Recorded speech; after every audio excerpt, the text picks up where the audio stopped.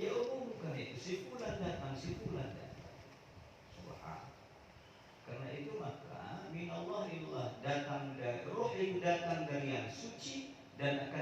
dikembalikan kepada yang suci. Maka beruntunglah kita punya ayah, punya mak. Ketika kita dalam rahim mak dan ibu kita itu, dia didik kita, dia kasih makanan yang halal. Lahir ke dunia dia ajarkan, dia qomatkan, dia kasih kita makanan kehidupan yang halal. Maka roh yang suci tadi masuk kepada jasad yang insya Allah suci. Maka ketika wafat pun kita berharap dia akan disambut dengan malaikat yang suci, kan dikembalikan kepada yang maha suci. Karena itulah maka kita dalam kehidupan ini jagalah kita punya rohani, jagalah kita punya jasmani. Karena apa? Hidup itu adalah jasmani dan rohani. Banyak orang jasmaninya hidup gemuk, sehat, tapi rohaninya mati. Maka saya bilang kematian yang paling mengkhawatirkan bukanlah kematian fisik, tapi kematian yang paling kita takutkan adalah ketika rohani kita, iman kita terkubur di dalam tubuh kita yang kita sebut sehat ini. Nah, ini orang ikut ngaji begini kan tidak banyak, ikut zikir kan tidak banyak, ikut ke masjid kan tidak banyak, betul? Sholat subuh ke masjid kan tidak banyak. Kenapa? Karena jasadnya itu dianggapnya sehat, tapi rohaninya terkubur di situ. Karena itulah maka anak-anakku atau adik-adikku di sini, kalianlah yang tahu apa ibadah hayat kita. Lanjutkanlah kebaikan ibadah hayat kita.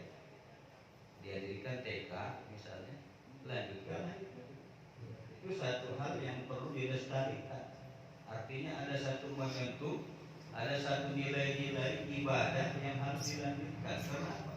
Karena mungkin beliau berpikir kalau saya tidak ada, maka ini akan menjadi salah satu tali yang terus mengalir. Sedekah jariah, menunjukkan aukif, waladun salih, itu hafal kita. Nah, kalau beliau sudah melakukan seperti itu, maka kita yang diingatkan oleh Pak Kiai, jangan sempat ada fitnah yang terjadi ketika orang tua kita sudah wafat. Saya ini istri saya, ini Bang Dede tahu, ketika meninggal kedua orang tua saya kasih tahu, ini kalian bersaudara 5 orang nih, 2 perempuan 3 laki. Kan gitu.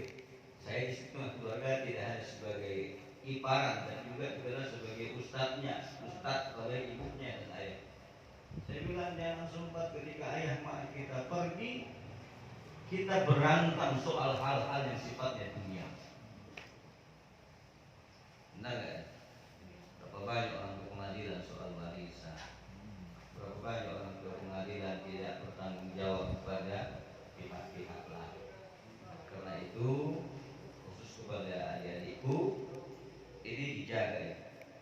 Allahumma la tahrimna ajrahu wa la taftinna ba'dahu wa la taftinna ba'dahu. Jangan ada fitnah yang jadi setelah orang tua kita. Saya itu yang saya takutkan kepada generasi. Saya kiai, ustaz disebut orang, gitu ya. Tapi kan kita tidak tahu bulan itu yang kita pesan. Karena itulah maka sebelum sesuatu itu berakhir dalam kehidupan kita ini kita tata dalam kehidupan pendidikan agama. Karena itulah roh dan jasad tadi diberikan makanan yang indah. Dan karena itu maka ketika roh yang indah itu hidup pada tubuh yang saleh dengan ibadah yang baik, maka insya Allah akhir hidup kita pun husnul khatimah. Nah, hari ini beliau jadi guru dan anak-anaknya tahu apa ibadah yang terbaik. Lanjutkan ibadah. Adapun hal-hal yang mungkin ada kurang, pastilah kehidupan kita tidak sempurna. Disitulah diperlukan anak meminta ampunkan ayah dan mak. Rabbil firli wal walidayya. Habis sholat kita istighfar. Maka ada satu ayat dalam Quran. Dalam Quran disebut bahwa kita ini dianjurkan untuk berbuat baik kepada kedua ibu bapak kita. Dianjurkan kita berbuat baik kepada kedua ibu bapak kita. Kapan itu dianjurkan? Tidak hanya ketika dia hidup, tapi juga ketika dia sudah wafat. Oleh sebab itulah maka bagaimana cara berbuat baik? Wa wassaynal insana biwalidayhi hamalathu ummuhu wahnan ala wahnin wa fisaluhu fi 'amain an ishkur li wa liwalidayk. Datang Pak Ketua, ini tasawuf, bicara tasawuf kita malam ini. Bagaimana cara berbuat baik kepada orang tua itu? Wa wasaina lil insana biwalidayhi. Hendaklah kita ini berbuat baik kepada kedua orang tua kita, ya. Diwasiatkan kita untuk berbuat baik kepada kedua orang tua kita. Oh ya sudah, kita berbuat baik, kita bangunkan rumahnya. Cukup baik begitu. Bukan itu yang diinginkan oleh mereka. Yang diinginkan adalah bagaimana anak dan keluarga waktu hidupnya dia bahagia dengan kita, dan ketika beliau pun tidak ada, dia merasakan kebahagiaan. Kenapa? Karena anak yang ditinggalkan saleh, tidak mendatangkan fitnah dalam kehidupannya setelah dia meninggal. Bagaimana cara kita melakukan kebaikan itu? Anishkurli, kata Allah, bersyukurlah kepadaku, waliwalidayk, bersyukurlah kepadaku, kata Allah. Tentu syukur di dalam tafsir disebut dengan jadikanlah salat di bawah. Maka adik-adikku, cucu dari beliau dan anak-anak beliau, jangan pernah meninggalkan kewajiban. Anishkurli, bersyukur kepada. Bagaimana cara bersyukur kepada kedua orang tua? Dalam tafsir disebut ad-du'a ba'da salawatil khams. Doakan orang tuamu setelah sholat 5 waktu. Jadi andai Anda bangun apartemen untuk orang tua, tapi kalau kita tidak salat, tidak ada medianya untuk berkomunikasi dengan Roh Allah Subhanahu wa Ta'ala. Karena itulah sering disebut bacakan Al-Fatihah, ya. Habis kalian salat bacakan Fatihah untuk mak yo, untuk bapak. Ya kan begitu. Kalau bahasa kami orang Melayu gitu Pak ya. Jangan kalian untuk kalian saja bacakan doa untuk dapat keberkahan. Semua itu kan bahasa sindiran. Artinya salatmu pelihara, tapi setelah salat jangan lupa doakan ayah dan ibu. Itulah makna anishkurli wa liwalidayk. Bersyukur kamu kepada kata Allah dan bersyukur kepada Allah. Karena itulah maka inna lillahi wa inna ilaihi raji'un, dimaknakan minallah ilallah, datang dari Allah, roh yang suci, dan insya Allah kembali kepada Allah dengan roh yang suci. Selama dalam kehidupan kita ini kita menjaga dan komitmen dengan norma ajaran yang disampaikan oleh Nabi kita Muhammad sallallahu alaihi wasallam. Yang kedua dimaknakan adalah minatin, datang tidak dari tanah, pasti kembali kepada pasti. Tidak ada yang meninggal nggak masuk dalam tanah, nggak ada. Jatuh naik pesawat tenggelam, akan masuk ke tanah. Karena itulah makanya tidak ada yang bisa kita banggakan sekarang, karena kita pasti masuk ke dalam tempat yang sama. Ruh yang suci kembali kepada yang suci itu pasti. Dari tanah kembali kepada tanah itu pasti. Yang ketiga yang belum pasti adalah minal jannah ilal jannah. Kita datang dari surga. Apakah kita kembali kepada surga? Berpulang kepada diri kita. Karena itulah adik-adikku khususnya, maka guru yang terbaik bagi kita adalah itu. Karena itu jagalah nilai-nilai kebaikan beliau tidak hanya pada saat beliau hidup, tapi setelah beliau pun sudah tidak ada, kita jaga. Hubungan dengan kerabat, hubungan dengan keluarga jangan diputuskan. Hal-hal yang berkenaan dengan kewajiban sesama muslim kita penuhi. Bisa jadi ada keterkaitan dengan yang lain, kita penuhi. Karena itu adalah bagian dari tugas kita menyelesaikan. Bapak Ibu sekalian yang saya muliakan, yang berikutnya adalah ketika kita dalam kehidupan ini hari ini merasakan bahwa kematian itu sudah rasanya dekat, gitu ya. Maka yang diperlukan hari ini adalah, saya ingin mengajak kita tidak hanya bicara soal tanggung jawab ibadah saja. Saya ingin mengingatkan kita ini punya 2 tanggung jawab besar. Yang pertama, selain sebagai Abdullah, hamba Allah, kita juga adalah sebagai Khalifatullah, pelanjut risalah. Hari ini kalau bicara ibadah, saya yakin ibu lebih hebat ibadah dari saya. Ya Bu ya, sering bangun malam kan? Sering, apa Ibu? Ya. Pokoknya soal ibadah ibu-ibu lebih baiklah dari kita. Maka diingatkan itu, bila suami yang baik adalah suami yang bangun di tengah malam. Begitu dia bangun, dia sholat. Habis dia sholat, dia bangunkan istri. Kalau istrinya tidak mau bangun, bisa dipercik air, bukan diguyur Pak, dipercik. Itu suami yang baik. Istri yang baik itu juga ada suami yang alim, ada istri yang alim. Istri yang alim itu dia bangun, sholat dia. Habis sholat dia bangunkan suami. Kalau tidak mau bangun, dipercik air, bukan diguyur, ya. Asal jangan malam ini bukan suami yang baik, adalah suami yang bangun tengah malam, habis dia bangun, dibangunkan istrinya, tidak jadi sholat. Karena itulah Bapak Ibu sekalian, kita tidak hanya sebagai makhluk. Saya pengen sebenarnya, karena saya ini adalah berjiwa berjuang gitu. Ini Pak Kiai juga ada, Pak Ustadz ada. Saya sekarang gemas saya. Gemasnya apa? Giroh Islam kita ini melentok. Giroh perjuangan kita ini melentok. Maka sering disebut kalau ceramah soal ibadah, saya yakinlah semua kita hebat, sudah ibadah kita bagus. Cuma ada satu tantangan kita di depan. Giroh agama kita harus disedruk sebelum kita mati. Itu yang disebut, jangan sempat semangat jihad kita mati dalam diri kita. Itu kematian yang paling berat. Roh kita mati dalam jasad kita. Itu kematian yang luar biasa. Mati itu pasti. Maka disebut ada itu apa itu? Hiduplah yang berjasa. Itu iskariman, hidup yang mulia. Hidup kita harus mulia. Matinya mutsyahid. Iskariman mutsyahid. Mungkin di tausiah kaitan dengan kematian jarang disebut. Tapi saya mengingatkan ini karena yang hadir ini walau kita sedikit, tapi inilah pejuang-pejuang itu. Hiduplah yang mulia, matilah yang syahid. Dan hari ini itu yang dibutuhkan pada diri umat Islam.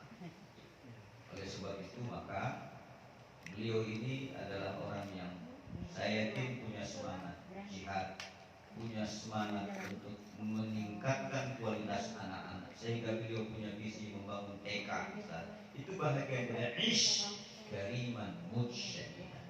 Nah kita ini, saya ini, selagi usia kita masih ada, yuklah kita menjadi orang-orang yang tidak hanya sebagai Abdullah, tapi sebagai Khalifatullah, pelanjut risalah. Rasul pernah mengingatkan, kaifa antum idza taqa nisa'ukum wa fasaqa shababukum wa taraktum jihadakum. Bagaimana jadinya kamu nanti, kata Rasulullah, kalau pada saatnya wanita-wanita kamu berduha, anak-anak muda kamu adalah anak-anak yang fasik, wa taraktum jihadakum, sementara kamu pun sudah takut berjihad. Pak, ada dua kejahatan yang paling luar biasa yang merongrong anak muda kita. Pertama adalah narkoba. Narkoba itu pecandunya hampir 1,6 juta. 1,6 juta, andaikan mereka keluarkan satu hari 100 ribu untuk beli narkoba, maka satu hari itu 160 ribu. Maka setahun itu 58,4 triliun. Ini baru satu. Dan itu sindikasi. Itu 1,6 itu data 2020. 2021, 2022 saya belum akses. Yang kedua, maaf, masalah pornografi. Pornografi ini luar biasa. 97% anak-anak kita yang SMP, SMA itu pernah menonton film dengan mudahnya diakses di handphone kita. 60% maaf sudah pernah melakukan seks. 20% sudah pernah melakukan aborsi. Ini data terakhir, Pak. Saya kebetulan ketua pusat dakwah perbaikan akhlak bangsa Majelis Ulama Indonesia. Setiap ada kasus, ada maaf disebut kiai. Allah Bapak, saya malu Pak. Iya kan, kasus begini sama anak santri. Apalagi bazar-bazarnya dicari yang begini-gini. Kalau preman mah begitu gak diberitakan, Pak.